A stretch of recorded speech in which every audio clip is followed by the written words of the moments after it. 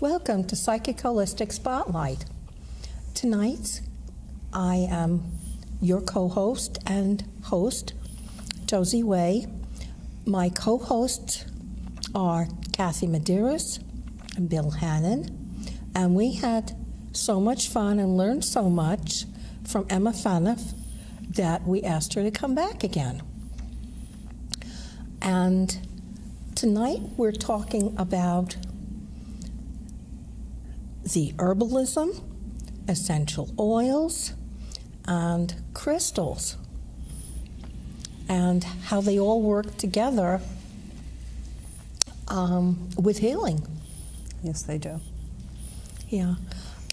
You've brought a few things here. Yes. That some essential oils that you've added things to, and some crystals. Correct. That are very healing and protective.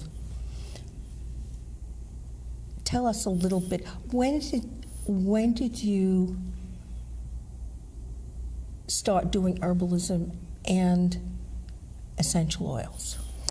Herbalism, I started when I was young with my grandmother, and I would pick vegetables and fruits and herbs and that kind of stuff on her farm. That's how I started that. And then she would tell me little pieces of different herbs that really help. And being Native American, we do a lot of with sage and sweetgrass. And that was the first real herbalism that I did as a child.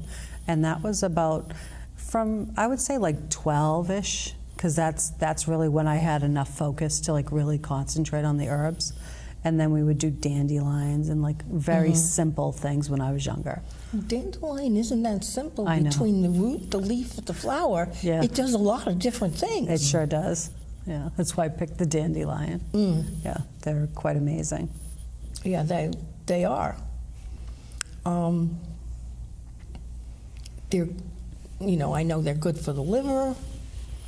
They're good for the kidneys, but it's different parts. of the body, right, exactly. Exactly. Yeah. When did you discover essential oils? I discovered essential oils when I was in my early 20s, and I really liked the protective qualities of patchouli, frankincense, and myrrh.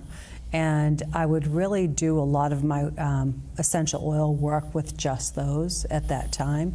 And now I've expanded and I do more with lavenders and the frankincense and lemon and just a lot of different herbs that I use in my tinctures and in my balms.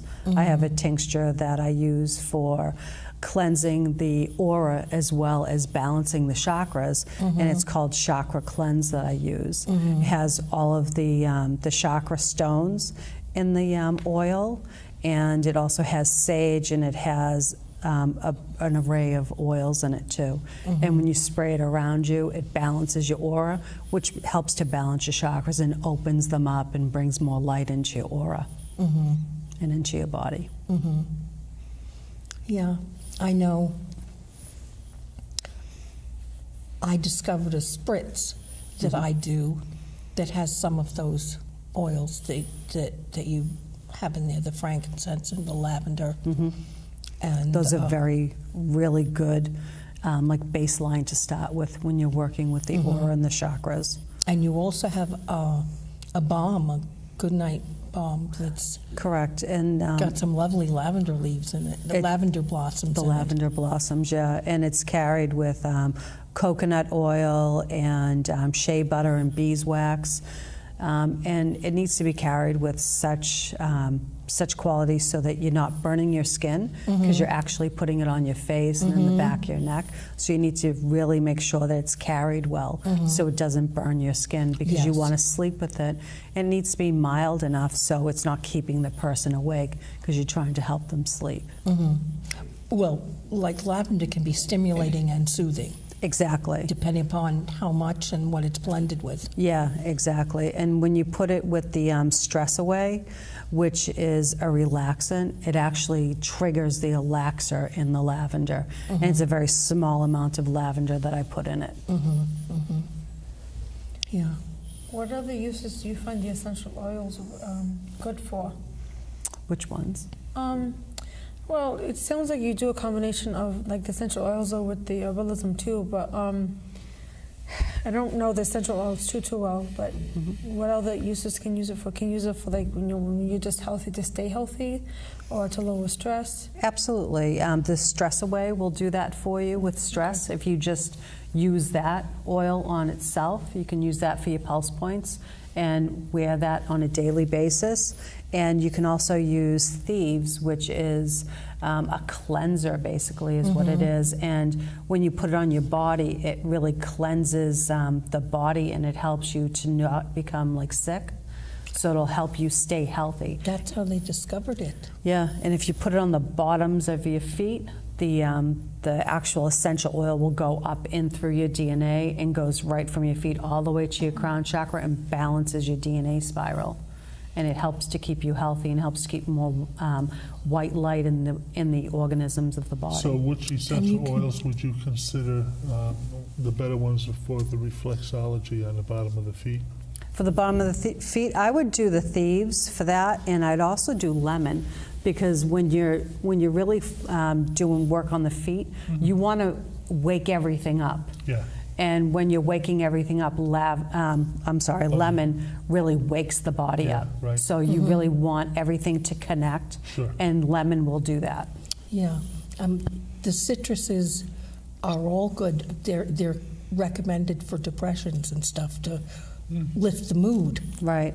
And one of the things about the citruses is you really don't want to use too many of them in the summertime, because it can actually make you get burnt in the sun. So you have to really be careful of how much you use those citrus oils in the summertime so you don't get burnt. Right. And preferably, by Native American understanding, you should not use them so much in the winter months. You should use some of the grapefruits and some of the fruits that ripen in the winter months. You know, the oranges don't ripen in the winter months. So Correct. they're not, and that includes not the natural the flow. bergamot, Yeah. which is an Italian orange. Right. The bergamot has such a Powerful. delicious, Beautiful. delicious.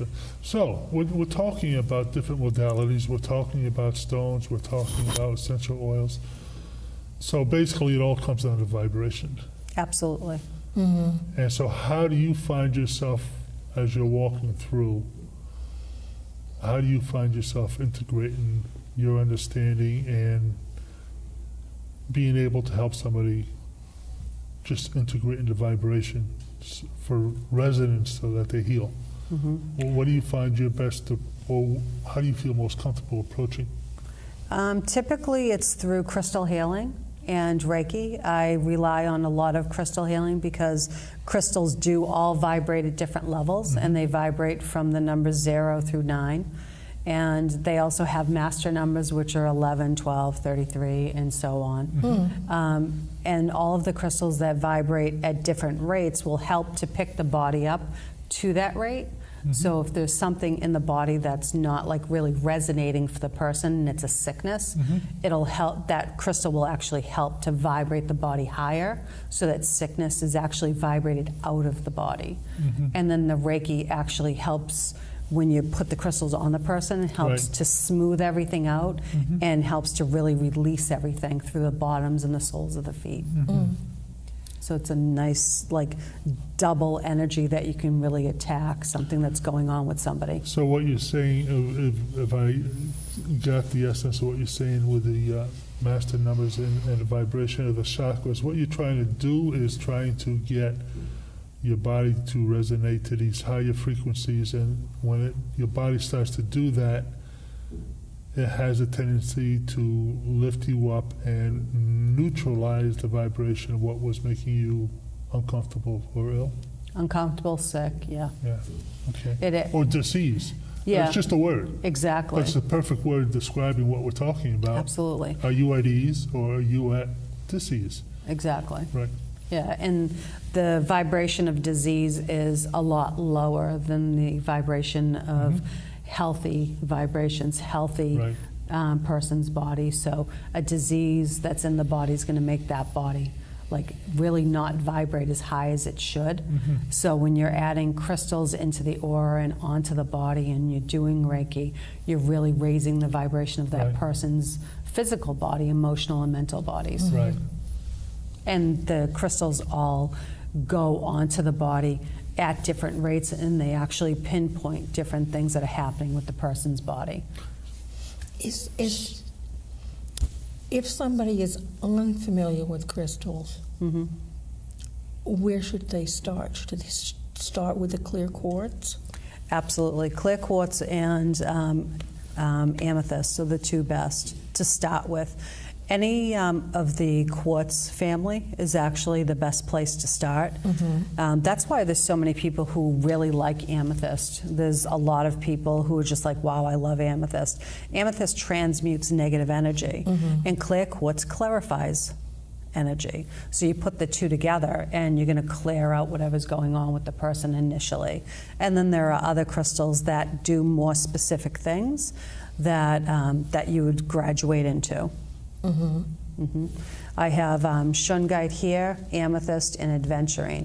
Shungite is actually a stone from Russia, and it's one of the stones that is actually at the Chernobyl site, and it actually, they trucked it into that site to clear up all of the debris that happened at Chernobyl. That's how they actually cleared it. That's how they were able to clear it so quickly.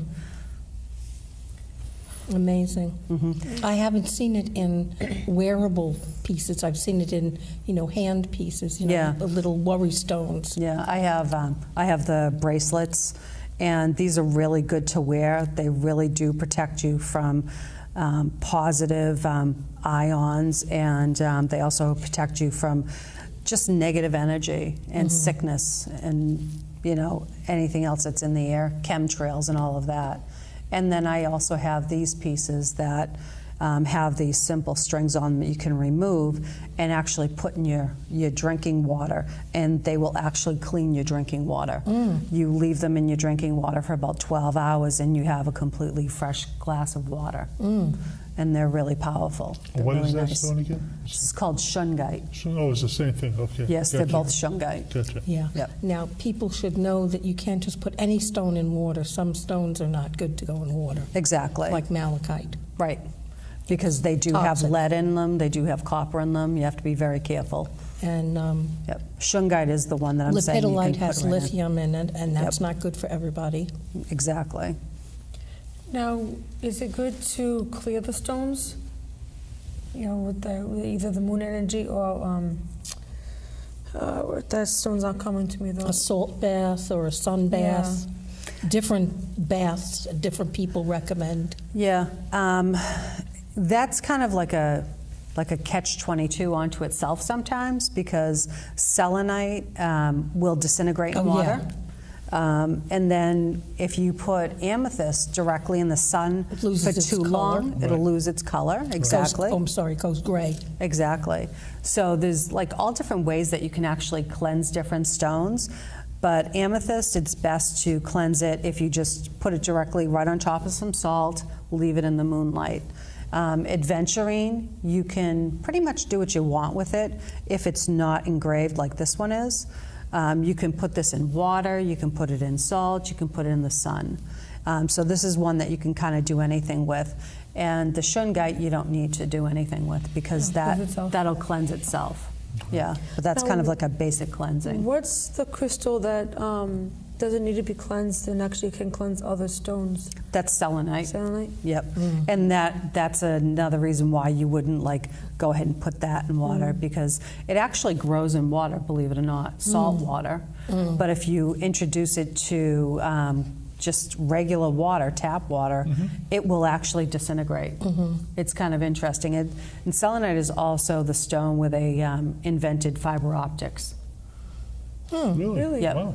Because if you've seen the selenite lamps, the light Yes. really resonates straight up through them. Right. That's how they created fiber optics. I see. Yep. Now, the Himalayan salt lamp is not a crystal, correct?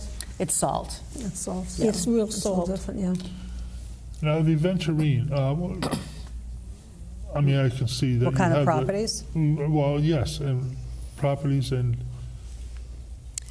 Adventuring is really good for abundance, and the flower of life that's imprinted on it is the most ancient symbol on the planet, and it does incorporate everything on the planet that is living, that is naturally occurring. And when you look at this symbol, you can actually see there's a flower in it. You can actually see that there's a bird in it. You can actually see that the physical body's there. The Kabbalah is embedded in it. The macabre is embedded in it.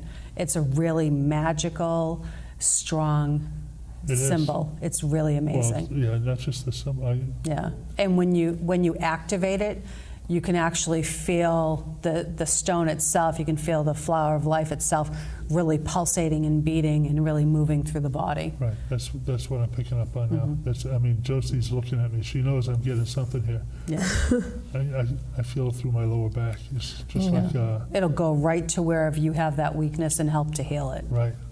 Yep. Yeah, in fact, it's right down the left leg, the sciatica. It's amazing. Yep. I'm just sitting here, all of a sudden it just starts vibrating. Yeah. And do you have a weakness in your shoulder too? I don't know. I do have an issue with my right shoulder. I don't know what the issue is. Yeah, I feel like it's going to the right shoulder too. Oh, okay. So I just see that. Thank you. Yeah. Grateful for any Do insight. they talk to you, or you feel them, What? the stones? All of it. There's like little crystal deities that I see. I see the actual vibration that comes off the crystals. I see their auras. They're really quite amazing. Yeah, it's a real blessing. Yeah. But the bigger blessing is that you're sharing it with people Oh, thank you. and I've worked with healing with it. Yeah, I've worked with crystals since I was a kid, since I was 9. My sister started me with crystals. She started me with a simple black agate, and she bought me that for my 9th birthday, and I ran with it, and I'm still running. It really started my love affair of crystals. Yeah. Well, combining them and using them for healing, and you also use them for very beautiful stuff. Thank you. I have a, you can call it a sun catcher for my car. That's very lovely. That you make some of these things. I do.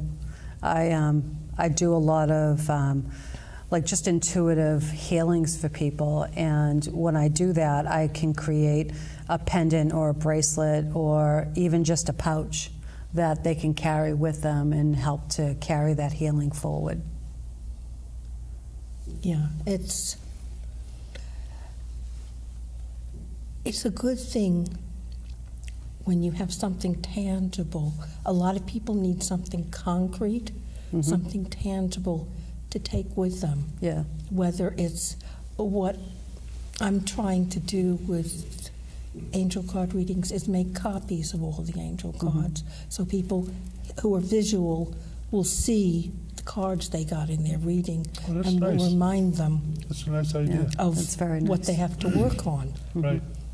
But there are people that are more auditory, and for those people, I would recommend some sort of music that might help them to make whatever adjustments or changes they need to make, or to stay in a good space.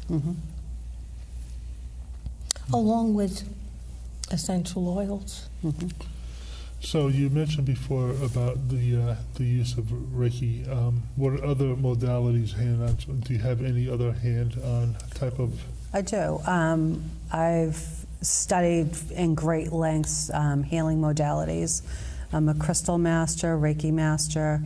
I do a lot of the flower of life, sacred geometry healing. I do healing that's called Shinkinko, and I also do meridian therapy. I've studied quite a bit. That's very balancing. Yeah, and I do Reiki, Yeah. obviously. Right. But yeah, I do a lot of different modalities because I really want to make sure whoever does come to me really gets a full healing. Right. you know, and the crystals really balance everything out. Typically, a healing, when you come to me, it's an hour and a half, and you get everything that I do. Right. It's not like you only get Reiki or you only get crystals. Sure. You get all of it. Sure. What's Shinkinko? I don't think I've heard of that. Shinkinko is the art of throwing white light into the person's body where you see dark light, and when you throw white light into their body, the dark light has to expel from their body. Okay. Yeah. Sure. It's Where like, there's- it's where there basically, is light, there is no more darkness. exactly. It's like you collect the white light within your hands, and as you collect it, you actually throw it at the person's illness. Now, that's interesting because in the sacred geometry, we were taught to, in certain situations, Yep. throw white, gold, or silver spheres into the emergency situation, Absolutely. the body of the, not so much such as somebody's being taken to a hospital in a ambulance. Mhm.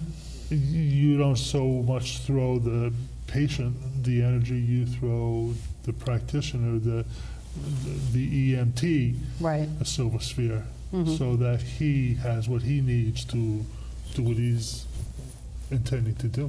Right. You know, it's just, but it's just such interesting concepts. It's, Mhm. It sounds very, very interesting. Mhm.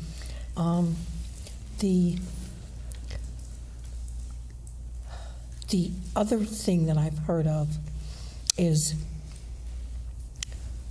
that, well, the other thing that I wanted to add is that the person still, if it's a recurring thing that they've had or a chronic thing that they've had for a long while, Mhm. again, they may have to make some sort of changes to stay well, to keep the dark spots, the illness, the disease Absolutely. away. Yep.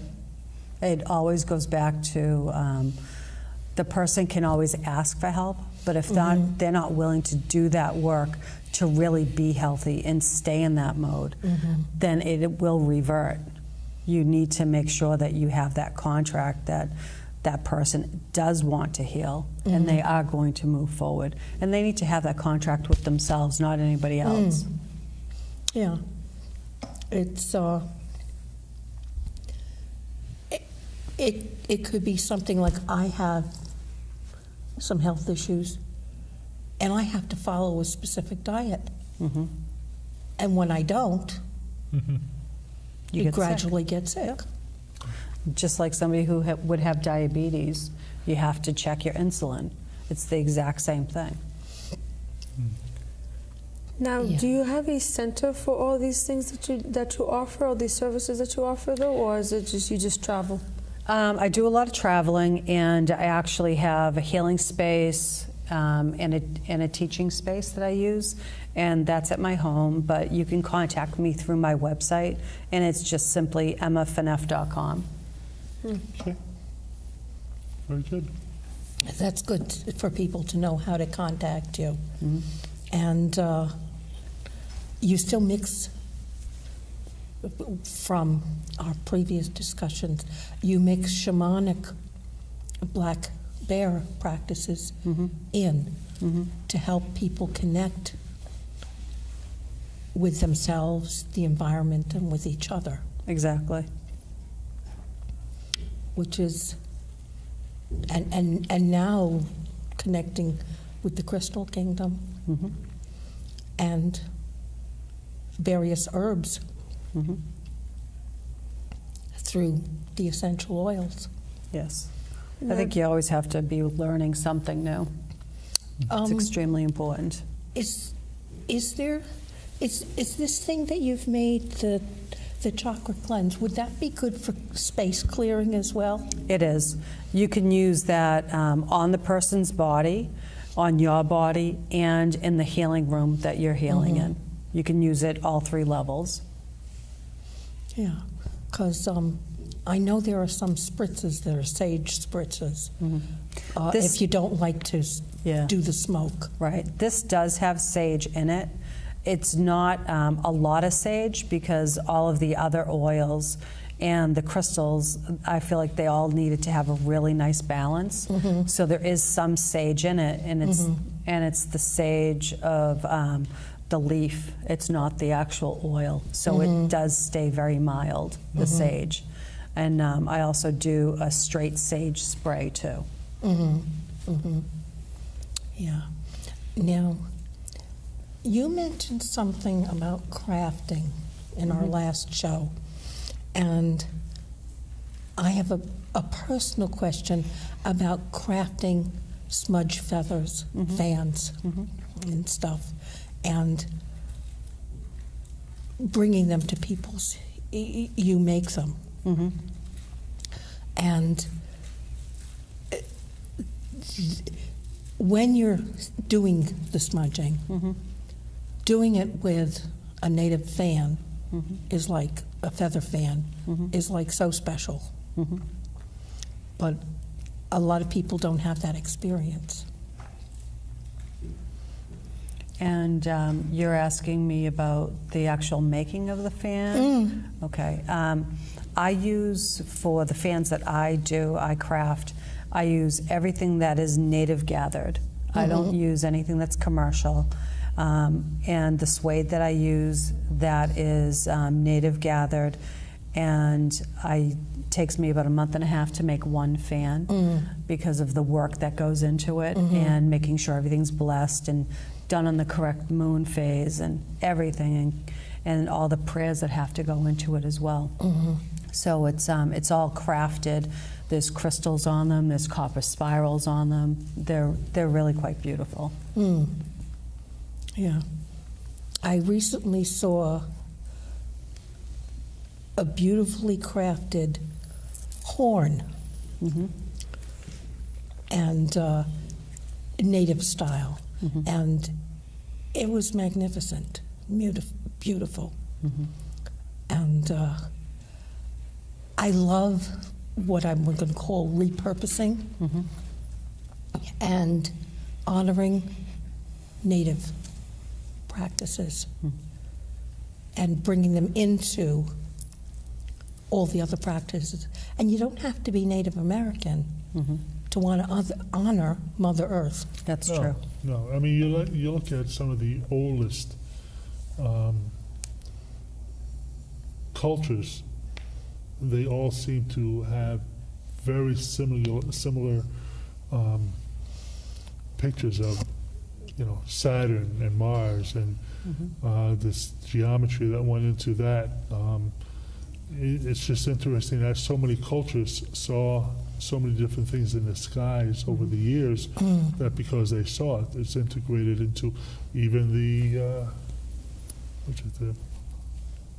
there's a state flag that I think it might be Turkey or somebody that has actually the burst of light from the it looks like Sagittarius. It's just interesting to see how they integrated that into a national symbol as the flag. Yeah. But all the indigenous peoples seem to have resonated with this train of thought at one point in time or another, that it became part of their identity, part of their heritage, that they're able to share with us, and we can see the connections now because of we can use the internet and whatever, That's true. Yes, we realize how much we depend on each other Yeah, how much we're connected, but yet and connected. yet so separated sometimes. Okay. I would like to say thank you for coming. Thank you for co-hosting. Thank you, Emma. You're welcome. It was a pleasure to have you. Thank you, Kathy. Thank you, Bill. Thank you, dear audience, for being with us. Please come back. We have about a minute. I'm going to put you on the spot. I'm sorry. If there's one thing you would like people to know, what would that be? In what modality? Any. Any? I would say listen to yourself and follow your heart and follow your gut, because your gut never lies. Okay. True. Be true to yourself. Absolutely.